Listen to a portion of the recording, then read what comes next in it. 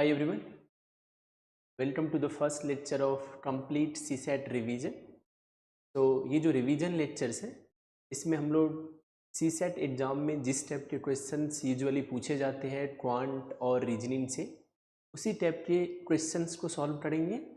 तो you should definitely watch all of these lectures क्योंकि काफ़ी इंटरेस्टिंग क्वेश्चंस हम लोग सॉल्व करने वाले हैं और यदि आप इस टाइप के क्वेश्चंस को सॉल्व करते हो तो you will be prepared for the D-Day. So let us look at question number 1. क्या दिया हुआ है? A man purchases two clocks A and B at a total cost of rupees 650. He sells A with 20% profit and B at a loss of 25% and gets the same selling price for both the clocks. So we have to find A और B का purchasing prices क्या है, means A और B का क्या है, cost price क्या है. तो मोस्ट ऑफ द क्वेश्चंस में हम लोग कोई शॉर्टकट नहीं फॉलो करने वाले हैं, हम लोग बेसिक से सॉल्व करने वाले हैं. क्योंकि यदि आप बेसिक से सॉल्व करते हो तभी आप थोड़े से यदि क्वेश्चंस को ट्वीट भी किया जाता है तभी आप उसे जो है सो सॉल्व कर पाते हो. हाँ, कुछ कैलकुलेशन के कुछ पार्ट में होता है कि यदि आपको ये शॉर्टकट्स ये ट्रिक्स पता हो तो आपका टाइम काफ़ी हद तक सेव हो सकता है, बचाया जा सकता है. तो ऑब्वियस है उस पार्ट पर हम लोग स्पेसिफिकली शॉर्टकट्स अप्लाई करने वाले हैं. तो क्या दिया हुआ है आपको कि there are two clocks A and B और टोटल कॉस्ट प्राइस क्या है उसका 650 रुपीज़ है. तो आप ये एज्यूम कर लो कि कॉस्ट प्राइस ऑफ सीपी क्या है, दैट इज एक्स, और cost price of plot B क्या है, वाई है, और cost price of plot A क्या है, एक्स है. तो क्या यहाँ से आप लिख सकते हो x plus y equal to 650, right. So आपके पास एक इक्वेशन है एक्स और वाई में. अभी यदि आप फर्दर पढ़ोगे तो क्या दिया हुआ है कि प्लॉट ए को 20% प्रॉफिट पे बेचा जाता है और वही प्लॉट बी को 25% लॉस पर बेचा जाता है, और तब भी सेलिंग प्राइस क्या होता है, दोनों प्लॉट का सेम होता है. अब यदि प्लॉट ए का कॉस्ट प्राइस एक्स है और उसे आप 20% प्रॉफिट पर बेच रहे हो, व्हाट डज इट मीन कि प्लॉट ए का सेलिंग प्राइस क्या है. आप में से कुछ लोग इसे लिखोगे एक्स इंटू 1.2, कुछ लोग डायरेक्टली लिख दोगे 6x/5, और मे भी कुछ लोग आप सब लिखोगे 120x डिवाइडेड बाई 100. तो ऑब्वियस है ये आप पे डिपेंड करता है. यहाँ पर क्या है, मैंने आपको पहले भी बताया, मल्टीप्लाइंग फैक्टर जो होता है इनटू 1 प्लस एफ होता है. एफ क्या होता है, एफ परसेंटेज को जब आप फ्रैक्शन में बदलते हो तो बेसिकली 1 प्लस 20/100, वही 120/100 है, वही आपका 1.2 भी है. अब यदि आप प्लॉट बी को देखोगे तो प्लॉट बी को लॉस पर बेचा गया है, तो प्लॉट बी का क्या हो जाएगा सेलिंग प्राइस, प्लॉट बी का सेलिंग प्राइस हो जाएगा y इंटू 0.75. क्यों y into 1 minus F, y into 1 minus 25/100. तो मे भी आप में से कुछ लोग इसे y इंटू 75/100 लिखोगे, लेकिन आपको क्या दिया हुआ है कि दोनों क्लॉक्स का सेलिंग प्राइस क्या है, इक्वल है. तो बेसिकली आप लिख सकते हो क्या 120x divided by 100 that is equal to 75y/100. यहाँ से आप एक इक्वेशन लिख सकते हो x और y में. अब आप इजीली ऑब्जर्व कर सकते हो कि there are two equations in x and y, right. So again आप यहाँ से x और y का वैल्यू फाइंड आउट कर सकते हो. If you try to simplify 100 and 100 will cancel each other, और यहाँ पर ये 120 75 5 से तो डिविजिबल है ही. अब चाहो तो डायरेक्ट 15 से भी देख सकते हो, 15 इंटू 8 और 15 इंटू 5. तो बेसिकली यहाँ से आप क्या लिख सकते हो, 8x इक्वल टू 5y. तो आपके पास दो इक्वेशन है, x plus y equal to 650 और 8x इक्वल टू 5 है. अब क्या है कि आपको ये जो आपका जो इक्वेशन है x plus y equal to 650, या तो आप x को y के टर्म्स में एक्सप्रेस कर दो या तो आप y को x के टर्म में कर दो एक्सप्रेस, राइट. तो उससे आप इजीली कर सकते हो. अब जरा आप देखो क्या यहाँ से आप इस इक्वेशन को यदि आप 5 से मल्टीप्लाई करते हो तो क्या मिलेगा आपको, 5x plus 5y equal to 3250. 65 into 5 क्या होता है, 325 होता है. और यहाँ से क्या है 8x इक्वल टू 5y है. तो what does it mean, 5y के बदले आप यहाँ पर 8x लिख सकते हो. So that is equal to 3250. तो 13x इक्वल टू 3250. तो x की वैल्यू क्या है 3250 डिवाइडेड बाई 13. तो अगेन 13 इंटू 2 क्या होता है, दैट इज 26. तो 6 एंड 5, तो 13 इंटू 5 देन 0. तो बेसिकली x की वैल्यू क्या है 250 है. x क्या था आपका, x आपका था cost price of cloud A, right. तो आप देखो there is only one option जिसमें purchasing price of A rupees 250 दिया हुआ है. तो basically option B is correct. आप चाहो तो यहाँ से y का भी वैल्यू फाइंड आउट कर सकते हो।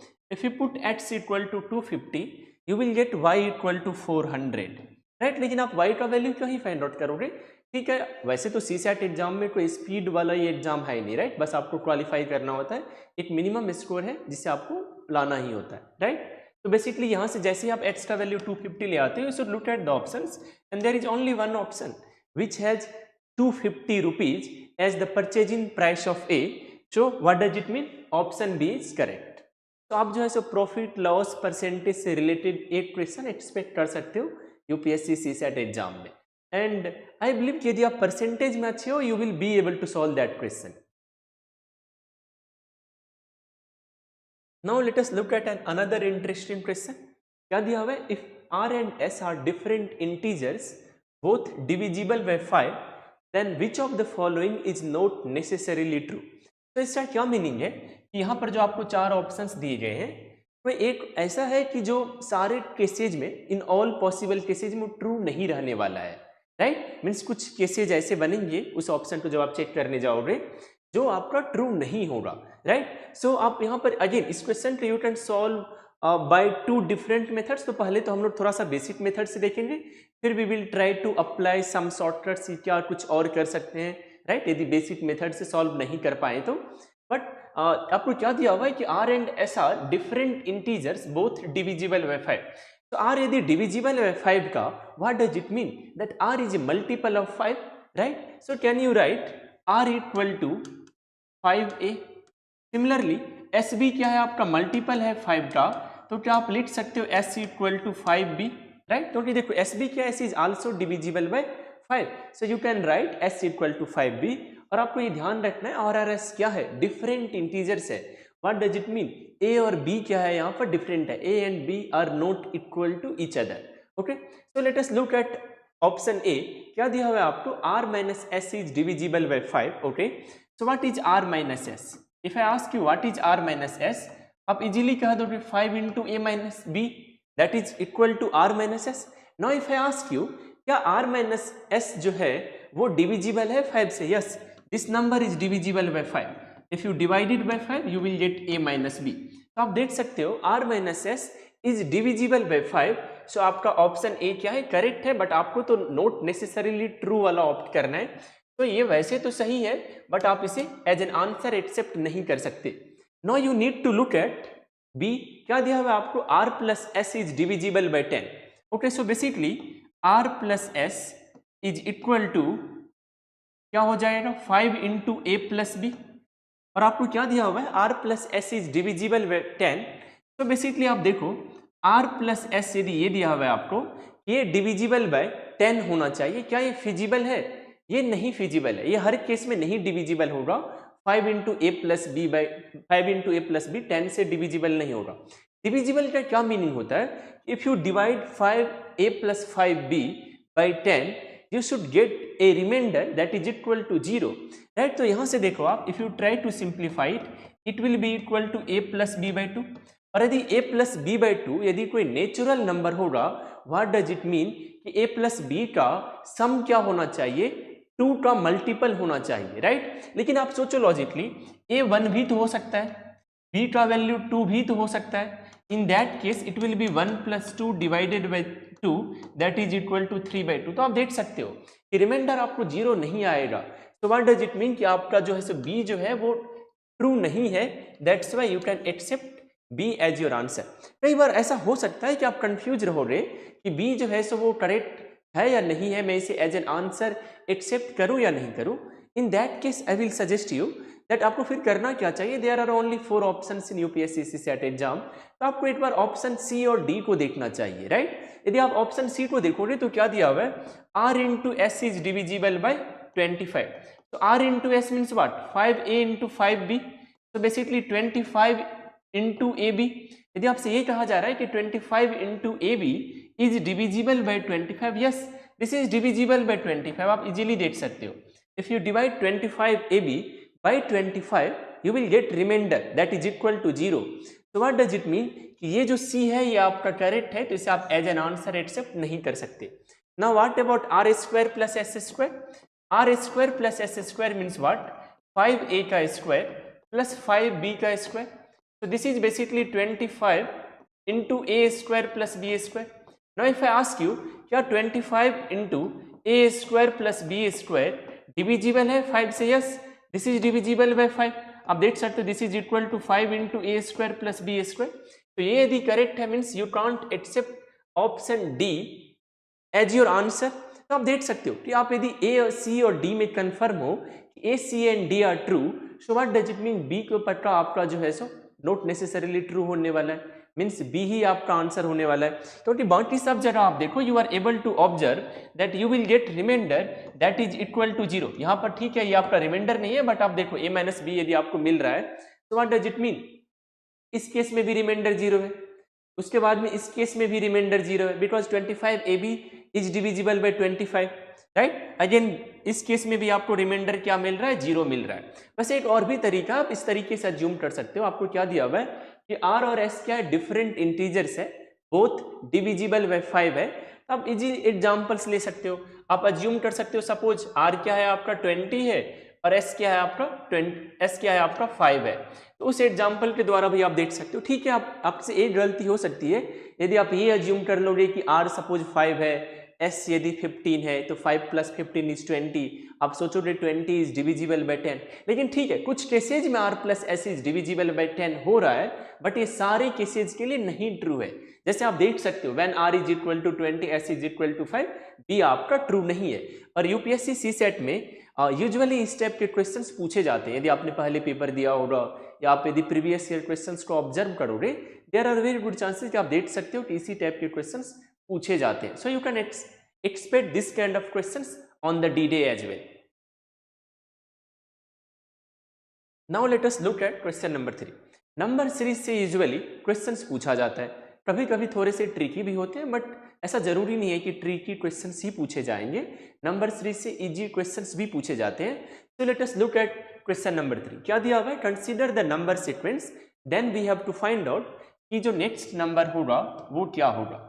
तो क्या है नंबर्स आपके पास 132, 156, 204, 228, 276, then the next number.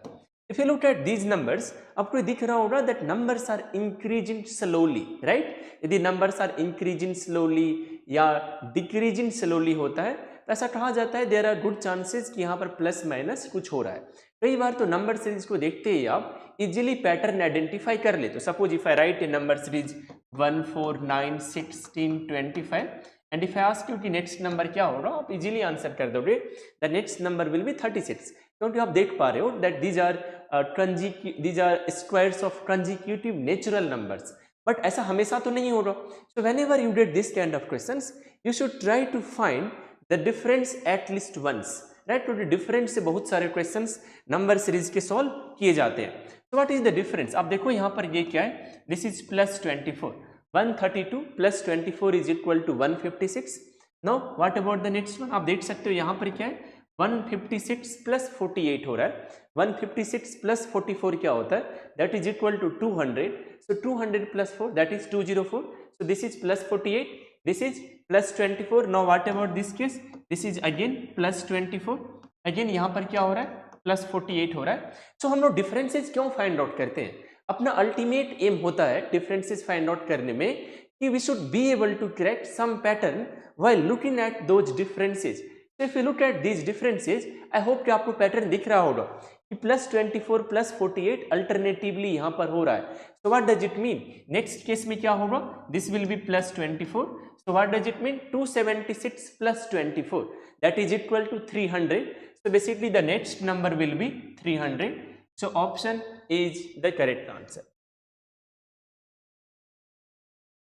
So you should definitely try to solve few questions related to number series, क्योंकि एक क्वेश्चन तो यूजुअली पूछा ही जाता है फ्रॉम नंबर सीरीज टॉपिक.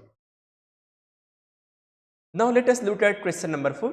इस टाइप के क्वेश्चंस भी आपको यूपीएससी सी सेट में प्रीवियस ईयर में दिख सकते हैं और इस टाइप के क्वेश्चंस यूजुअली पूछे जाते हैं. थोड़ा सा क्या होता है, ये सब क्वेश्चंस आसान नहीं होते हैं, लेकिन इंटरप्रिटेशन स्किल्स मैटर करता है when it comes to quant, right, या when it comes to UPSC CSAT exams. Questions आसान होते हैं बट उसका जो अपीयरेंस होता है वो थोड़ा सा चैलेंजिंग होता है, थोड़ा सा आपको लगेगा कि probably I will not be able to solve this question, but ऐसा नहीं होता है। If you look at this question, क्या दिया हुआ है, in a community of residents 12% are under 30 years old. तो बेसिकली 12% मेंबर्स क्या है, अंडर 30 ईयर्स ओल्ड है। फिर यदि आप फर्दर पढ़ोगे तो आपको क्या दिया हुआ है, 6% आर ओवर 70 ईयर्स ओल्ड। तो बेसिकली ओवर 70 ईयर्स ओल्ड में क्या है, 6% रेसिडेंट्स है। Okay, now if you read further, आपको क्या दिया हुआ है, 22% आर ओवर 50 ईयर्स ओल्ड। तो बेसिकली 50 ईयर्स से ज्यादा वाले कितने परसेंटेज लोग हैं, वो 22% लोग हैं। आप जरा देखो, यदि ओवर 50 में 22% रेसिडेंट्स हैं और आपको पता है कि 70 से ज्यादा वाले 6% लोग हैं, now if I ask you कि 50 और 70 के बीच में कितने परसेंटेज रेसिडेंट्स हैं, you should be able to answer कि ये 16% होगा। तभी तो आप कह पाओगे कि 50 से ज्यादा 22% है, 16 + 6 = 22। Okay, now if you read further, आपको क्या दिया हुआ है, 990 people fall between ages 30 and 50। तो बेसिकली आपको ये कहा जा रहा है कि 30 ईयर्स एंड 50 ईयर्स के बीच में 990 रेसिडेंट्स लाई करते हैं। ओके, अब जरा देखो आप टोटल क्या होना चाहिए, टोटल परसेंटेज तो 100 के इक्वल होना चाहिए, राइट। सो 30 से लेस में कितने, 12% है। ओके, उसके बाद 50 से अब आप देखते हो तो 16 + 6 दैट इज 22। तो आप देखो 12% + 22% दैट इज इक्वल टू 34%। तो बेसिकली आप देख सकते हो 12 + 16 + 6 that is equal to 34%। So what does it mean, it means कि 30 से 50 के बीच में 100 - 34% रेसिडेंट्स लाई करते हैं। So basically you should be able to think that 30 to 50 के बीच में 100 - 34% रेसिडेंट्स लाई करते हैं। सो व्हाट डज इट मीन, ये नंबर्स क्या है, 66% residents lie between 30 and 50। Now read the last part of the question, क्योंकि वो काफी ज्यादा जरूरी होता है, क्योंकि तभी आप लॉजिकली सोच पाते हो कि आपको क्या फाइंड आउट करना है। So if you look at the question क्या दिया हुआ है, how many people are aged between 50 and 70। So basically आपसे क्या पूछा जा रहा है कि 50 और 70 के बीच में कितने रेसिडेंट्स हैं, लेकिन आपको ये पता है कि 50 और 70 के बीच में 16% ऑफ द रेसिडेंट्स लाए। So what does it mean, यदि आप total number of residents find out कर लो, you will be able to find out this value, what is 16% of total number of residents. So basically total number of residents को आप x assume कर सकते हो कि टोटल नंबर ऑफ रेसिडेंट्स क्या उस कम्युनिटी में, दैट इज x का 66% इज इक्वल टू 990, क्योंकि यहाँ पर आपने परसेंटेज में तो फाइंड आउट किया ही है, टोटल नंबर भी आपने फाइंड आउट किया है। तो what does it mean, 66% of x equal to 990। Again थोड़ा सा आपको यहाँ पर कैलकुलेशन में अच्छा होना होगा। मैं ये तो नहीं कहूँगा कि आपका जो है सो कैलकुलेशन स्पीड बहुत फास्ट होना चाहिए when it comes to UPSC CSAT exam. Boundary exam में मैटर करता है कि क्योंकि वहाँ पर आपका जो स्कोर है वो बाउंड्री एस्पायरेंट से बेटर होना चाहिए, वो मैटर करता है। बट सीसेट में तो it is all about you कि आप कम से कम क्वालिफाइंग स्कोर भी आप ला पाते हो या नहीं। सो basically you can do one thing कि आप यहाँ पर 2, 3 या 11 से भी आप डिवाइड सब कर सकते हो। बट देखो यदि आप इस तरीके से सोच पाओ, 33 × 2 and 33 × 30, right. So basically 2 × 1 2 × 15, so the value of x equal to 1500। मैं ये नहीं कहूँगा कि आपको यहाँ पर 33 से डिवाइड सब करना आना चाहिए, आप नॉर्मली भी करोगे तो you will be able to find that the value of x is equal to 1500। So once you are able to find that the value of x is equal to 1500, you have to answer how many people are aged between 50 and 70, 16%। So basically you have to answer 16% of 1500। So this is equal to 16 into 1500 divided by 100. So this is equal to 240. So 240 is the correct answer. So option B is the correct answer. So you can expect this kind of questions in the UPSC CSAT exam as well. Now if you look at question number 5, आपको क्या find out करना है? You have to find out what is the minimal number of identical cubes required to build a solid cuboid with dimensions of 24 centimeter into 30 centimeter into 32 centimeter। तो basically आपको ये बताना है कि smallest number of identical cubes आपको find out करना है जिससे आप इस डायमेंशन का सॉलिड क्यूबाइड जो है सो बिल्ड कर सको। तो बेसिकली आपको किसी ऐसे क्यूब के बारे में सोचना है जो सारे साइड्स में क्या हो, इवेनली फिट हो जाए। यदि सारे साइड्स में इवेनली फिट हो जाए सो व्हाट डज इट मीन, आपको क्या करना होगा, ये जो क्यूबाइड के जो साइड्स हैं राइट, वो जो लेंथ है, ब्रेड्थ है और हाइट है, उसका यदि आप HCF फाइंड आउट कर लोगे राइट, तो वही क्या होगा आपका, वही आपका जो है सो लार्जेस्ट क्यूब का साइड होगा जो इस क्यूबाइड के सारे साइड्स में इवेनली फिट हो जाएगा। तो HCF ऑफ 24, 30 एंड 32, तो क्या होगा इसका HCF राइट। तो आप इसे इजीली फाइंड आउट कर सकते हो। आप चाहो तो डिवीजन मेथड भी फॉलो कर सकते हो, या आप चाहो तो वो जो फैक्टराइजेशन वाला मेथड होता है वो भी आप फाइंड आउट कर सकते हो। उस तरीके से भी आप HCF फाइंड आउट कर सकते हो राइट। HCF आपका 2 आएगा, वैसे आप देख सकते हो डिवीजन मेथड से भी यदि आप फाइंड आउट करोगे तो basically 24 into 1, so basically 6 into 24, so basically 0, then obviously 6 into 32, 6 into 5, तो ऑब्वियस क्या है आपका, क्या आ जाएगा HCF आपका 2 ही आएगा। या यदि आप इस तरीके से फाइंड आउट करना चाहते हो प्राइम फैक्टराइजेशन से, तो you can right it in this form 2 cube into 3, 2 cube क्या होता है, that is 8, 8 into 3 is 24, you can write it in this form 2 into 3 into 5, and you can write it in this form 2 into 5 is 32, 2 to the power 5 is 32। अब जरा देखो आप HCF में हम लोग क्या करते थे, सबसे पहले तो हम लोग कॉमन प्राइम नंबर देखते थे, फिर उसका हम लोग क्या करते थे, फिर उसका हम लोग मिनिमम पावर लेते थे राइट। तो देखो कॉमन प्राइम नंबर तो आपका एक ही है, कॉमन प्राइम नंबर क्या है आपका, if you look at the prime factorization of these numbers, तो 2 ही है कॉमन प्राइम नंबर जो कि सबके प्राइम फैक्टराइजेशन में प्रेजेंट है। और 2 का यदि आप मिनिमम पावर लोगे तो 2 का मिनिमम पावर क्या है, 2 का मिनिमम पावर है 1, सो HCF इज इक्वल टू 2। अब यदि HCF ये 2 है तो ये क्या है आपका, ये जो क्यूब है आपका, ये क्यूब का साइड है। क्यूब का साइड क्या आ चुका है यहाँ से आपका, क्यूब का साइड आ चुका है 2 सेंटीमीटर। वाई 2 सेंटीमीटर, क्योंकि देखो ये सारे लेंथ किस में है, ये आपके सेंटीमीटर में दिए हुए हैं। तो क्या है क्यूब का साइड, वो है 2 सेंटीमीटर राइट। सो क्या आप वॉल्यूम बता सकते हो क्या होगा क्यूब का, सिंपली क्या होता है, साइड का क्यूब ही तो होता है वॉल्यूम क्यूब का। तो 2 cube equal two means 8 centimetre cube. तो बेसिकली एक क्यूब का वॉल्यूम क्या होगा यहाँ पर, 8 सेंटीमीटर क्यूब होगा राइट। लेकिन आपको यहाँ पर क्या मिनिमल नंबर फाइंड आउट करना है, means smallest number of identical cubes आपको फाइंड आउट करना है। तो बेसिकली एक क्यूब का वॉल्यूम क्या है 8। आप ये अज्यूम कर सकते हो कि suppose minimal number of identical cubes is equal to k, that is equal to what, that is equal to 24 into 30 into 32, so basically 8 into 1 and 8 into 3, तो k का वैल्यू क्या आ जाएगा आपका, k का वैल्यू आ जाएगा आपका 30 into 3 is 90, 90 into 3 2, so this is equal to 2880, so option D is correct. देखो आपसे यूजुअली क्यूबाइड कटिंग वाले क्वेश्चन सब तो पूछे जाते हैं, बट यदि आप मेरी मानो, यदि आपका पहले से बेसिक्स क्लियर है, then you should try to solve these questions in the exam hall. But if your basics are not clear, you should not try to solve these questions at the beginning of your exam, क्योंकि exam में easy moderate level के questions तो होते ही हैं, जिसे interpret करने में आपको बहुत ज़्यादा टाइम नहीं लगेगा राइट। तो आपको सबसे पहले उन क्वेश्चंस पर फोकस करना चाहिए, और ऑब्वियस है यदि आपका ये सब लॉजिक डेवलप्ड है तब तो फिर आप इन स्टेप के क्वेश्चंस को भी आप क्विकली एग्जाम में सॉल्व कर सकते हो।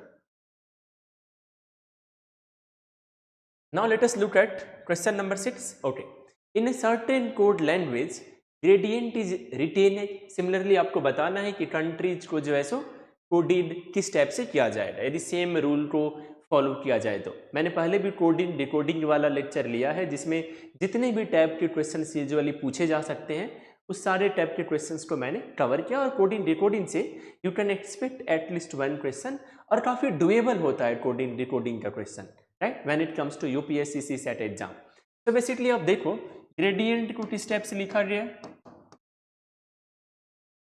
आपको यहाँ पर एक पैटर्न आइडेंटिफाई करना होता है कि क्या पैटर्न फॉलो किया गया है। तो if you look at the coded word carefully, are you able to observe कि ये जो वर्ड है ग्रेडियंट, इसमें भी G is the first letter and T is the first letter, and in the coded word for gradient उसमें भी G is the first letter and T is the last letter. तो there are good chances कि शायद first और last letter का position नहीं बदला गया है। So let us care about other letters except first and last letter. यदि आप उन लेटर्स को देखोगे तो you should be able to observe कि आप देखो यहाँ पर RADIEN है, राइट, और यहाँ पर आप देखो RADIEN है. So what does it mean? First letter और लास्ट लेटर के बीच में जो भी नंबर्स हैं बस उसे रिवर्स करके लिख दिया गया है. तो बेसिकली आपको कंट्रीज का कोड जो है सो बताना है कि कंट्रीज का क्या होगा यदि सेम रूल को फॉलो किया जाएगा. तो अगेन सी और एस तो लास्ट में, सी फर्स्ट लेटर और एस लास्ट लेटर होना ही चाहिए. और इस टाइप के क्वेश्चंस में आई विल सजेस्ट यू कि आपको जो है सो ऑप्शंस पर भी नजर रखना होगा. ओके, यहाँ पर सी और एस सब में है last, first and last letter respectively, तो आप ऑप्शंस तो नहीं एलिमिनेट कर सकते. तो बेसिकली यहाँ पर ई क्या होना चाहिए, ई सी के जस्ट बाद आना चाहिए. ई सी के यदि जस्ट बाद आना चाहिए तो सी ऑप्शन को आप इजीली एलिमिनेट कर सकते हो. ई के बाद में आई आना चाहिए, आई के बाद में आप देख सकते हो आर आना चाहिए. तो ई आई आर ठीक है, इसमें भी प्रेजेंट है, इसमें भी प्रेजेंट है. उसके बाद आर के बाद में क्या आना चाहिए, आर के बाद में टी आना चाहिए. तो आप देखो यहाँ पर आर के बाद में एन है और आर टी इसमें तो है ही. टी के बाद में क्या आना चाहिए, एन आना चाहिए. एन के बाद में यू ओ आना चाहिए. सो आप देखो यहाँ पर यू ओ है, राइट. तो आप इजीली देख सकते हो T N U O S बस ऑप्शन ए में प्रेजेंट है. यहाँ पर तो एक एक्स्ट्रा ई दिख रहा है जो कि इनकरेक्ट है, right. So option D is incorrect, option A is the correct one. So you can focus on coding, decoding के questions at the beginning on the D-Day, क्योंकि इससे आसान questions पूछे जाते हैं usually. Now let us look at 7. Question number 7. Calendar से you can expect few questions.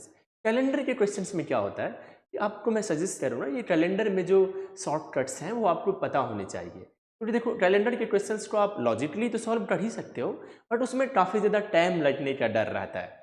तो मैंने कैलेंडर पर भी लेक्चर लिया है. यदि आपका कैलेंडर लेक्चर में यदि आप अच्छे नहीं हो, यदि आपको सारे शॉर्टकट्स नहीं पता हो, तो आई विल सजेस्ट यू कि एक बार आप कैलेंडर लेक्चर को देखने का भी प्लान आप कर सकते हो.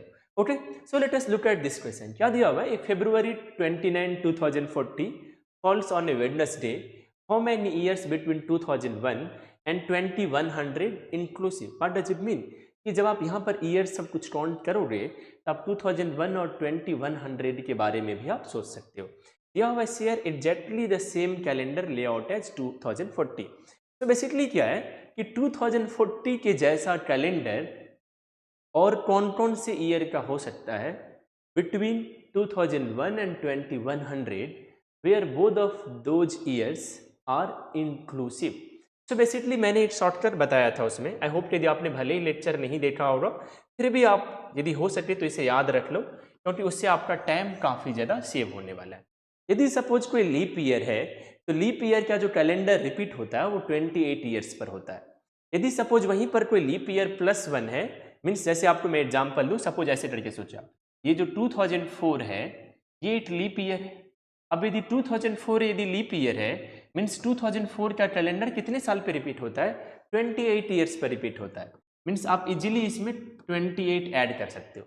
मीन्स 2004 वाला है, यदि 2004 के आप बाद में सोचो, पहले नहीं सोचना है आपको, वो 2032 पर रिपीट हो जाएगा. ठीक है, यदि सपोज यहाँ पर और 28 आप ऐड कर दोगे तो बेसिकली 2060 में भी क्या होगा, सेम कैलेंडर ही आएगा. सिमिलरली 2088 में क्या होगा, सेम कैलेंडर ही आएगा. यदि वहीं पर मैं 2005 की बात करूं, आप देखो लीप ईयर के जस्ट बाद वाला ईयर है ये, तो ये जो कैलेंडर है ये 6 साल पे रिपीट होता है. आप देखो तो बेसिकली 2011 में सेम कैलेंडर होगा, तो 2017 में सेम कैलेंडर होगा, तो 2023 में सेम कैलेंडर होगा, 2029 में सेम कैलेंडर होगा. वहीं यदि आप देखोगे लीप ईयर +2 को, तो लीप ईयर +2 वाला क्या होता है वो 11 ईयर्स पर रिपीट होता है, और लीप ईयर +3 वाला क्या होता है वो 11 ईयर्स पर रिपीट होता है. तो you should remember these shortcuts, क्योंकि इससे क्या होगा एग्जाम में आप एक क्वेश्चन तो विद इन 10 सेकेंड्स भी आंसर कर सकते हो, and there are very good chances कि इस टाइप के क्वेश्चंस पूछे जा सकते हैं.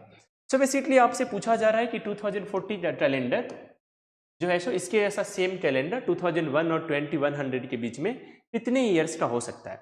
ये एक लीप ईयर है, ये आपको समझ में आना चाहिए कि 2040 क्या है, 2040 is a leap year. Okay, तो बेसिकली इसमें यदि आप 28 ईयर्स ऐड करोगे, ये 28 ईयर्स पर रिपीट होता है, तो 2068 हो गया ये, राइट. तो बेसिकली उसके बाद यदि 28 ईयर्स के बाद अगेन ये रिपीट होगा तो ये 2096 में रिपीट होगा। लेकिन आप देखो आपको 2001 और 2100 के बीच सोचना है, मीन्स इससे जस्ट पहले जो 28 ईयर्स आया होगा उसमें भी आया होगा, मीन्स 2012 में भी ये होगा। तो बेसिकली आप देख सकते हो there are 3 years between 2001 and 2100 जिसका कैलेंडर 2040 वाला जो कैलेंडर है उससे मैच होता है। So the answer is 3. So the answer is option B, and option B is the correct answer. Okay, let us look at question number 8. अब जो ये क्वेश्चन नंबर 8 है ये मिसिंग लेटर सीरीज टॉपिक से, missing letter series से usually questions पूछे जाते हैं और थोड़ा सा कभी कभी ये लेंदी टाइम कंज्यूमिंग लग सकता है, बट आपके पास इतना टाइम तो होता है इन यूपीएससी सीसेट एग्जाम जो आप एक एक ऑप्शन भी लेके चेक करोगे, you will be able to find out the pattern कि हाँ यही पैटर्न है और यही करेक्ट आंसर है।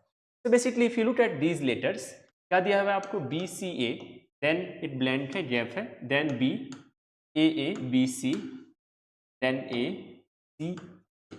तो थोड़ा सा इसमें क्लू क्या होता है कि आपको केयरफुली ऑब्जर्व करना होता है, जहां पर थोड़ा 3-4 लेटर्स दिखे कि कुछ पैटर्न समझ में आ रहा है क्या। तो बेसिकली यदि आप ए बी सी को ऑब्जर्व करोगे तो थोड़ा सा समझ में आ रहा है कि शायद यहाँ पर ए बी सी है।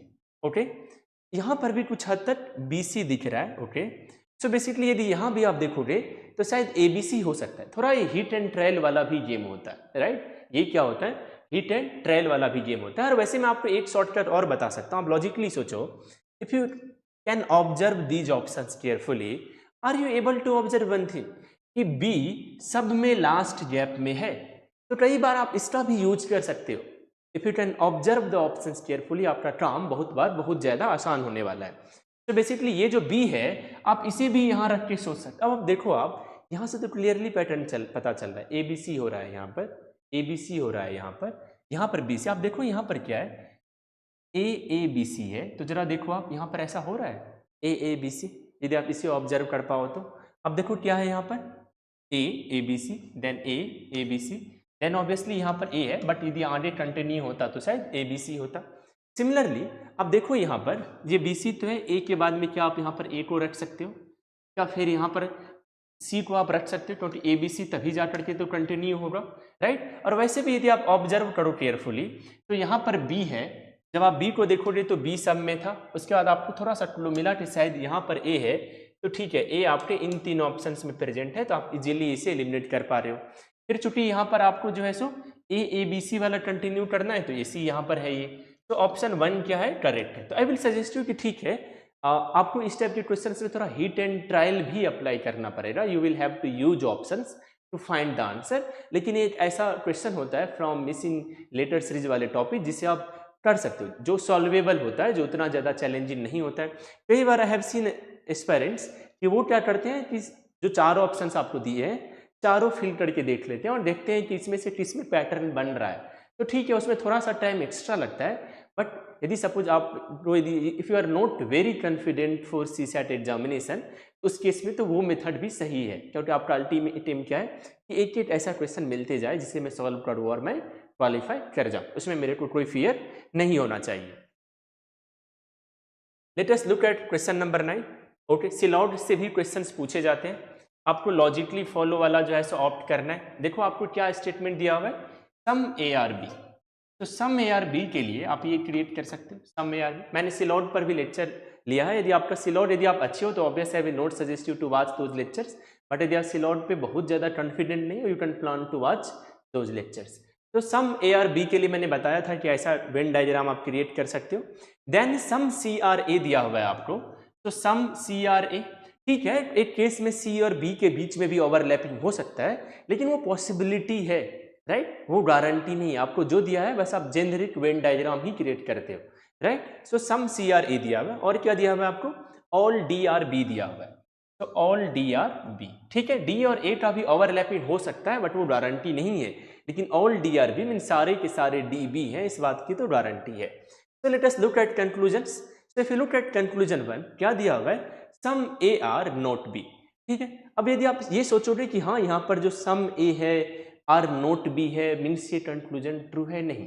आपको मैंने बताया था कि सम ए आर बी का, यदि आप याद करो उन लेक्चर्स को, तो मैंने ये बताया था कि ठीक है इसके बहुत सारे मीनिंग है। सम ए आर बी का एक मीनिंग ये भी होता है कि all A can be B, मैंने ये भी बताया था कि एक केस ये भी होता है कि सम ए आर बी, और ये भी पॉसिबिलिटी है कि some A can not be B. लेकिन जब आप ये कह रहे हो कि some A are not B, what does it mean?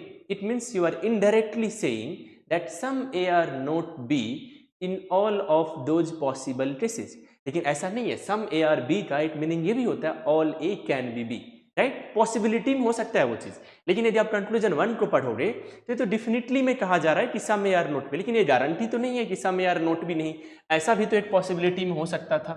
जब मैं ये कह रहा हूं कि इस लाइन का एक मीनिंग ये भी होता है all A can be B, तब तो उस केस में सम ए आर नोट भी इनकरेक्ट हो जाएगा। So what does it mean? आपका कंक्लूजन 1 क्या है? करेक्ट नहीं है, आप लॉजिकली फॉलो ऑप्ट करना है। नो ए इज डी, ठीक है, आपको यहां से देखने से लग रहा है कि नो ए इज डी है, ओके, लेकिन एक पॉसिबिलिटी में जब मैं ये कह रहा हूं कि सम ए आर बी का एक मीनिंग ये भी हो सकता था all A can be B, और यदि ये भी है कि ऑल डी आर बी, तो एक केस में डी और ए का भी तो पॉसिबिलिटी है ना, ओवरलैपिंग, फिजिबल तो है, वो भले ही पॉसिबिलिटी में बट फिजिबल तो है।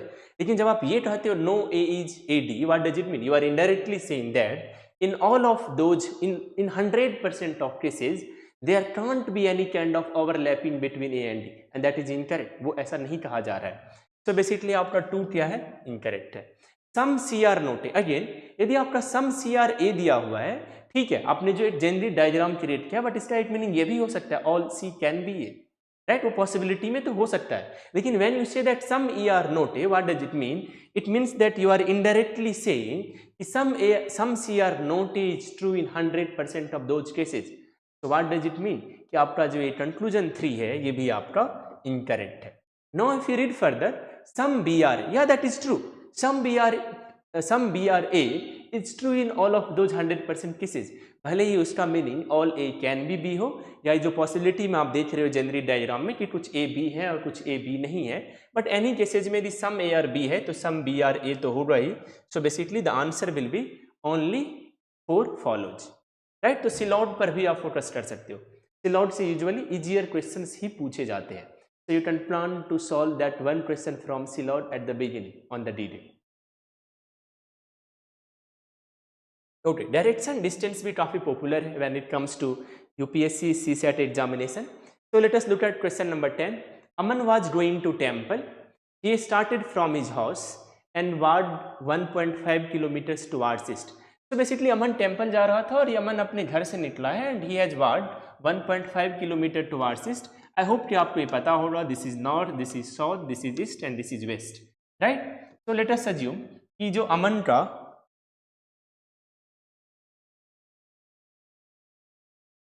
होम है, सपोज वो आपका ओरिजिन पे है, तो suppose this is the home of Aman.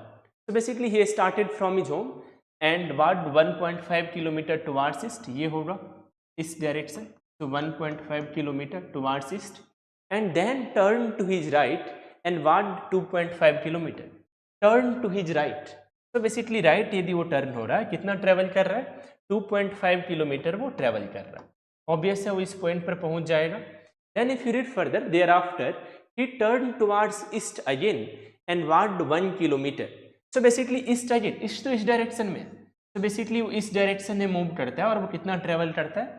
1 kilometre again वो ट्रेवल करता है before turning to the south and walking 4 kilometre. Again वो साउथ में यदि टर्न होगा तो दिस इज 4 किलोमीटर। आप ऐसे मत सोचना थोड़ा सा कि ये 2.5 तो 4 किलोमीटर से ज़्यादा बड़ा दिख रहा है, राइट? आपको ये अज्यूम करना है कि ठीक है ये 4 है, वो 2.5 से बड़ा ही, ठीक है? तो उसके बाद आपको और क्या दिया हुआ है? Eight the and he rich the temple by walking 2.5 kilometre towards waste. तो बेसिकली यहाँ से तो वेस्ट इधर ही है, तो 2.5 किलोमीटर टुवर्ड्स वेस्ट। तो बेसिकली ये उसका क्या है? टेम्पल है, यहाँ वो पहुंच चुका। अब आपको क्या बताना है? How far is he from his house and in which direction. अब क्या होता है डायरेक्शन डिस्टेंस में, जब भी आप डिस्टेंस सबको केयरफुली ऑब्जर्व करना होता है। If this is 1 kilometre, this is also 1 kilometre. What does it mean? कि यहाँ से इस पॉइंट का डिस्टेंस यदि 1.5 किलोमीटर है और इस पॉइंट से अमन को जो है सो 1.5 किलोमीटर ही तो और ट्रेवल करना था, क्योंकि टोटल तो वो 2.5 किलोमीटर ही ट्रेवल किया है in west direction at the end. So basically ये वाला जो डिस्टेंस है, ये वाला डिस्टेंस क्या है? 1.5 किलोमीटर है। तभी तो 1.5 + 1 that is 2.5 from this point two this point. तो बेसिकली अब आपको क्या बताना है कि how far is he from his house and in which direction. So basically आपको ये बताना है कि वो घर से कितने डिस्टेंस पे है, पहले तो ये देख लेते हैं। तो बेसिकली आप देखो ये डिस्टेंस क्या है, this distance is 2.5, so this distance is also 2.5 kilometer, this distance is 4 kilometer, this distance is 4 kilometer, so this distance is also 4 kilometer।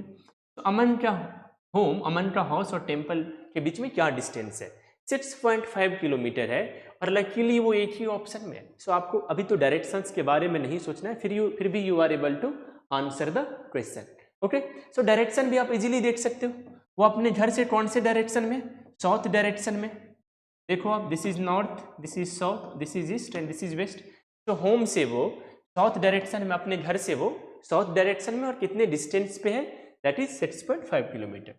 So you can focus on direction and distance topic at the beginning, right, on the D-Day, क्योंकि direction distance के questions भी usually doable होते हैं। तो आई hope कि आपको आज का लेक्चर काफ़ी इंटरेस्टिंग लगा होगा, and I will definitely bring more lectures, ताकि आपका जो है सो CSAT का काफ़ी सही रिवीजन हो पाए, राइट, बिफोर द D-Day, ताकि आप वहाँ पर सबसे पहले तो आप क्वालिफाइंग स्कोर कर पाओ, और उसके बाद उसकी ज़्यादा आप जितना भी स्कोर करना चाहो।